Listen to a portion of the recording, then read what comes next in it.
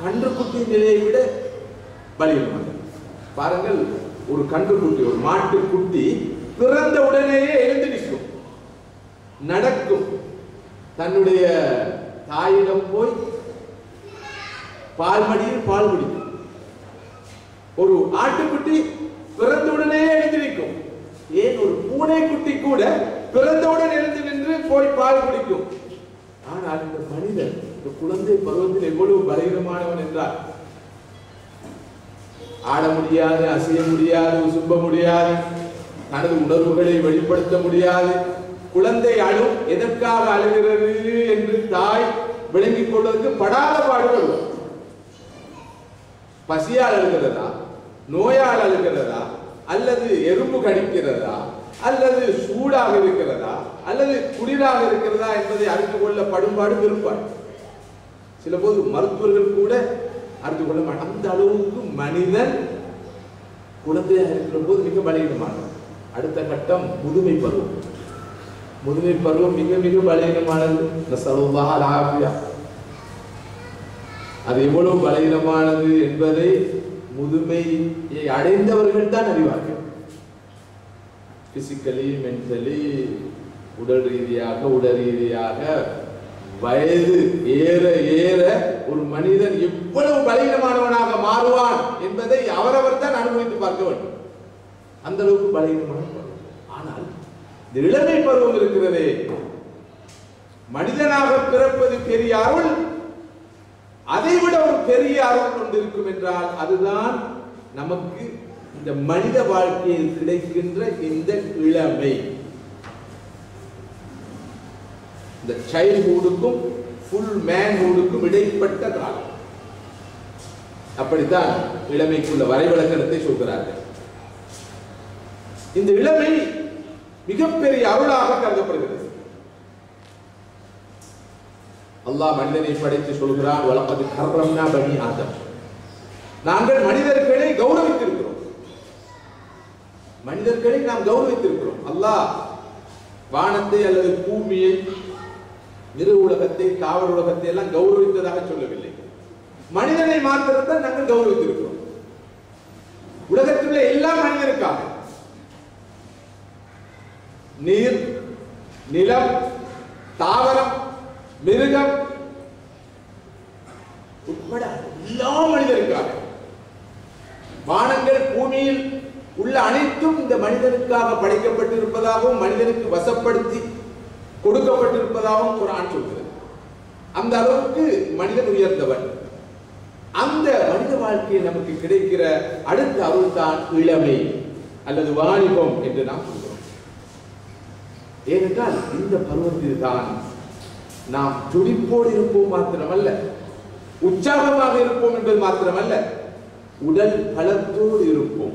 உடல் பலத்தோடு மாத்திரமல்ல, நல்ல உணர்வுகளோடு இருப்போம். நல்ல உணர்வுகளோடு மாத்திரமல்ல, நல்ல ஆரோக்கியமான சிந்தனையோடு இருப்போம். பிசிக்கலி, மென்டலி சவுண்டாக, ஃபிட்டாக இருப்போம். பிசிக்கல் ஸ்ட்ரென்த், எனர்ஜி மிகவும் உயர்ந்த நிலையில் இருக்கிற காலம் தான் வாலிப பருவம். எனவேதான் வாலிப முறுக்கு என்று சொல்வார்கள். அது கிறுக்காக மாறுவதுதான் பிரச்சனை. வாலிப முறுக்கு என்று சொல்வார்கள். இந்த இளமையை அருளாக நாம் ஆரம்பமாக உணர வேண்டும். மிகப்பெரிய அருளாக பார்க்க வேண்டும். அரபிலே ஒரு வசனம் இருக்கிறது, லைத்த ஷபாப யஊத், எனது இளமை மீண்டும் திரும்பி வராதா என்று நினைக்காத எவரும் உலகத்தில் இல்லையா? எனது இளமை மீண்டும் திரும்பி வராதா என்று நினைக்காத எவரும் இல்லை. ஆனால் நினைத்த எவருக்கும் இளமை மீண்டும் திரும்பி வந்ததில்லை. இளமையை மீள கொண்டு வருவதற்கு இன்றைய உலகம் படாத பாடுபடுகிறது. நான் அண்மையில் ஒரு டாக்குமெண்ட்ரி பார்த்தேன்.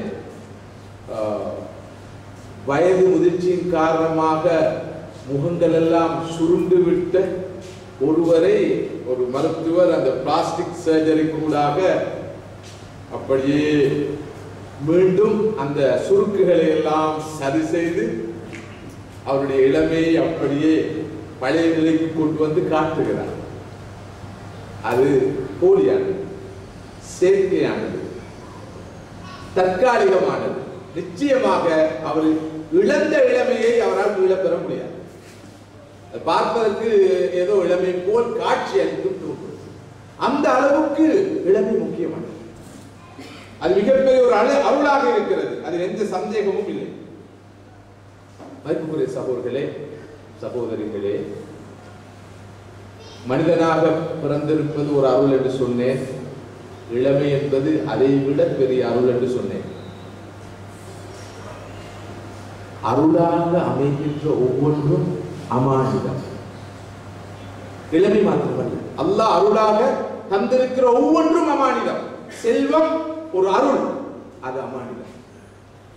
மனித வாழ்க்கை ஒரு அருள், அமானிதம். பதவி ஒரு அருள், அமானிதம். இளமை ஓர் அருள், அதே போல அது ஒரு அமானிதம்.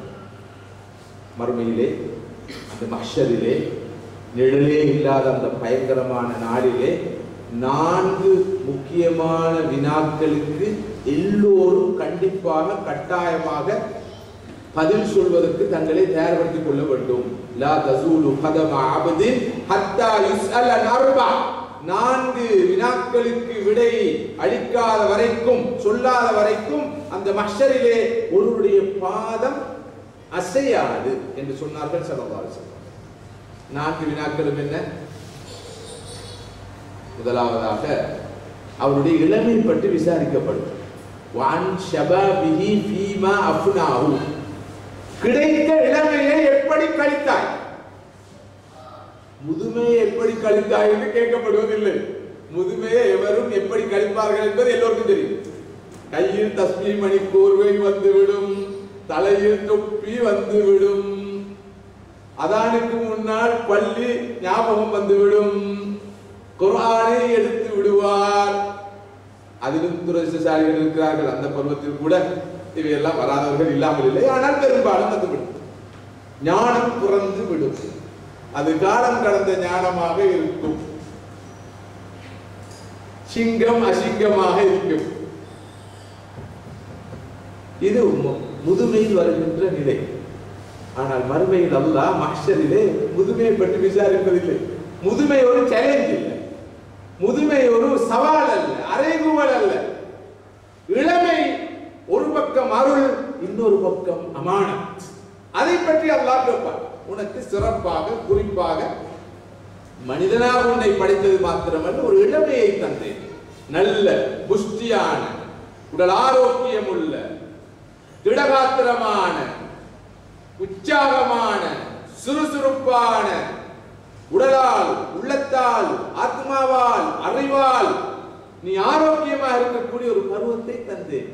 இதை எப்படி நீ கழித்தாய், செலவு செய்தாய்? இந்த கேள்விக்கு பதில் சொல்ல ஒவ்வொருவரும் தன்னை தயார்படுத்திக் கொள்ள வேண்டும். வான் ஷபாபிஹி ஃபீமா அஃப்னாஹு.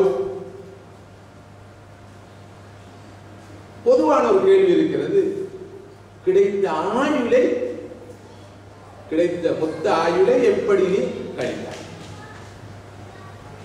எப்படி காசை சம்பாதித்தாய்? எப்படி செலவு செய்தாய்? பெற்றிருந்த அறிவை வைத்து என்ன சாதித்தாய்? இதான் 4 பெரும் கேள்விகள். மிக முக்கியமான ஒரு கேள்வி, கிடைத்த இளமையை, வாலிப பருவத்தை எப்படி? பலருடைய நிலைப்பாடு என்ன? எப்படி? மகன் ஒழுங்கா இருக்கிறாரா? நல்ல பிள்ளை, ஆனா தெரிந்தானே வயசும் கூட கொஞ்சம் குழப்பம். நாங்களும் வந்து அப்படித்தானே, இதை விட மோசம் இல்லையா? அந்த காலம் இந்த காலமா இல்ல, கொஞ்சம் நல்ல காலம் என்றதால நாங்க நல்லா இருந்தோம். நாங்க நல்ல அல்ல, காலம் நல்ல நல்லா இருந்தோம். பாக மோசமான காலம். இந்த காலத்துல நாங்க வாலிபர்களா இருந்தா எங்கட முடியல விட மோசமாயிருப்போம். இது யாரு? உம்மா அப்பா தந்த பிள்ளைகளை பத்தி சொல்ற நியாயம். நிறைய புடியலோட புலபோல எங்கட பிள்ளை தங்க போகும். கொஞ்சம் குழப்பம்தான், துவா செஞ்சுக்கோங்க, போ சரி வரும். இப்படித்தான் இந்த காலத்து குடியிருக்க. பொம்பளை பிள்ளைகள் எப்படி? மோசம் இல்லை, தெரியும் தானே, இந்த காலத்துல போற ஸ்கூல் அப்படி, பழகிற நண்பர்கள் அப்படி, கூட்டாளிமார் அப்படி, அங்கால ஃபேஸ்புக், இங்கால ஹேண்ட்போன், அதுக்கு பிறகு ஐபோன், அங்கால கூகுள்ல கொஞ்சம் செக் பண்றது, இங்கால கொஞ்சம் மெயில்கள் அனுப்புறது, அதால சின்ன சின்ன குழப்பங்கள் இருக்கிட்டான். ஆனா தொழுகிறது ஜீன்ஸ் உடுக்கும், டிஷர்ட் போடும், ஆனா தலையை மூடிக்கொள்ளும். இது இந்த காலம் அப்படி இல்லையா? அதுக்குரிய சகோதரர்களே, சகோதரிகளே, இங்குதான் நாம் விழிப்பாக இருக்க வேண்டும். அல்லாஹ் மறுமையில் மஹ்ஷரில் சிறப்பாக குறிப்பாக கேட்க போகின்ற இந்த வினாவுக்கு விடை சொல்ல எம்மை நாம் தயார்படுத்திக் கொள்ள வேண்டும். அடுத்த தலைமுறையை தயார்படுத்த வேண்டும். எமது குழந்தைகளை நாம் தயார்படுத்த வேண்டும். உனது இளமையை நீ எப்படி செலவு செய்தாய், எப்படி கழித்தாய், இதற்கு பதில் சொல்வதற்கு எம்மை தயார்படுத்திக் கொள்கிற போதுதான் நமது வாழ்வு வெற்றியான வாழ்வாக. கொஞ்சம் வயது செல்கின்ற போது, முதுமை பருவத்தை அடைகிற போது எமது இளமையை நாம் மீட்டி பார்த்து சந்தோஷப்பட வேண்டும். மாஷா அல்லாஹ், அல்லாஹ்வுடைய தெரியாத என்னுடைய இளமை, என்னுடைய வாலிப பருவம் அழகான முறையில் அமைந்து பரக்கத்தாக அமைந்து விட்டது, சீராக சிறப்பாக அமைந்து விட்டது. நாடு பெரும் கேள்விகள்ல 25% பதில் ரெடி, இன்னும் 75% தான் மிச்சம். 4 கேள்விதான், அதிகமா ஒன்றும் இல்லை, லேசான பேப்பர். மதிப்புக்குரிய சகோதரர்களே, சகோதரிகளே, ரசூலுல்லாஹி ஸல்லல்லாஹு அலைஹி வஸல்லம் சொன்ன ஒரு ஹதீஸ் உங்களுக்கு தெரிந்திருக்கும். மறுமையிலே நிழலே இல்லாத அந்த நாளிலே அல்லாஹ் 7 கூட்டத்தாருக்கு அரிசின் கீழ் நிழல் கொடுப்பார். ஒவ்வொருவரும் தான் தான் செய்த பாவத்தை பொறுத்து வியர்வையில் மூழ்கி இருக்கும் அந்த நிலையில் வியர்வையில் மூழ்கி இருப்பார்கள். எந்த அளவுக்கு என்றால் சிலருடைய காது வரைக்கும் வியர்வை இருக்கும், அவர்கள் வியர்வையில் மூழ்கி இருப்பார்கள். அப்படிப்பட்ட அந்த பயங்கரமான கடும் சூடான எரிக்கின்ற அந்த நாட்டிலே அல்லாஹ் 7 கூட்டத்தாருக்கு தன்னுடைய அரசின் கீழ் நிழல் கொடுப்பார். அவர்கள் விஐபிஸாக நடத்தப்படுவார்கள். அவர்களுள் அந்த 7 கூட்டத்தால் ஒரு சாரார் யார்? ஷாபுன் நஷஅ ஃபீ இபாதத்தில்லாஹ், தனது இளமையை, வாலிப பருவத்தை அல்லாஹ்வுக்கு மாறு செய்யாமல் வணக்கத்தில், வழிபாட்டில், இபாதத்தில் கழித்த இளைஞனும் அந்த பயங்கரமான மஹ்ஷர் நாளிலே அரசின் கீழ் நிழல் பெறுவார் என்று ஸல்லல்லாஹு அலைஹி வஸல்லம் அவர்கள் சொன்னார்கள். அல்லாஹ் சுப்ஹானஹு வ தஆலா நம் அனைவருக்கும் அந்த பாக்கியத்தை தந்தருள்வார். மதிப்புக்குரிய சகோதரர்களே, பெரியோர்களே, இளமை ஒரு அருளாக இருப்பது போல அது மிகப்பெரிய அமானிதம். அதை துஷ்பிரயோகம் செய்யக்கூடாது. அல்லாஹ் இந்த இளமை பருவத்தில் நமக்கு தந்திருக்கிற உடல் பலத்தை, உற்சாகத்தை, சுறுசுறுப்பை, உறுப்புகளில் இருக்கிற தேஜஸை, திடகாத்திரத்தை துஷ்பிரயோகம் செய்யக்கூடாது. அபியூஸ் பண்ணக்கூடாது, துஷ்பிரயோகம் பண்ணிவிடக் கூடாது. பண்ணிவிட்டால் பிறகு இதற்காக நாம் கடுமையாக கை செய்யப்பட வேண்டி வரும். இளமை திரும்பி வரும். இழந்ததுதான், சென்றதுதான். ஹசன் பஸ்ரி ரஹிமஹுல்லாஹ் அவர்கள் சொல்கிறார்கள், மனிதனே நீ யாரு தெரியுமா? நீ சில நாட்களின் தொகுதி. உனக்குரிய நாட்கள் முடிய நீ முடிந்து, உனக்குரிய எல்லா நாட்களும் முடியும் போது நீ முடிந்து விடுவாய். உதாரணமாக அல்லாஹ் எனக்கென்று ஒரு தொகுதி நாட்களை தந்திருக்கிறான்.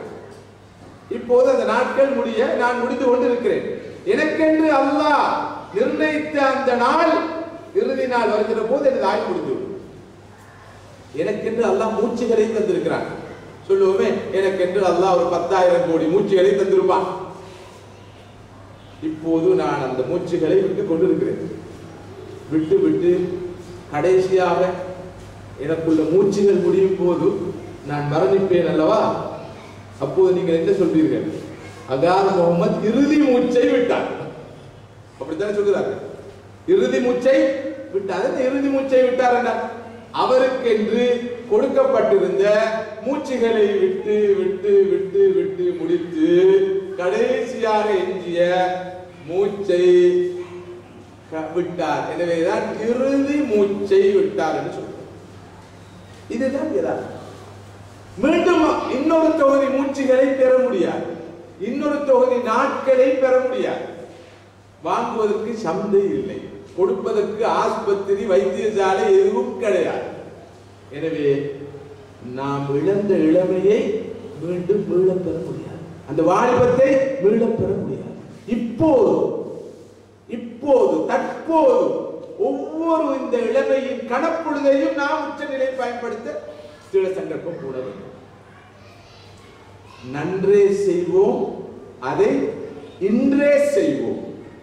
நாளை அல்ல, நாளை மறுநாள் அல்ல. உம்ராவுக்கு போவோம், கொஞ்சம் பக்குவம் அடைந்ததற்கு பின்னால் போவோம். போன்ற கூட்டெல்லாம் போற்றோம் செய்வது. இப்ப இந்த மாதிரி நிலைமையில உம்ராவுக்கு போய் சரி வராது, திரும்ப வந்து கூத்து போடுவோம். இந்த மாதிரி வயசுல ஹஜ்ஜுக்கு போகவும் படாது. ஒரு பக்குவம் வேணும் ஹஜ்ஜுக்கு போற.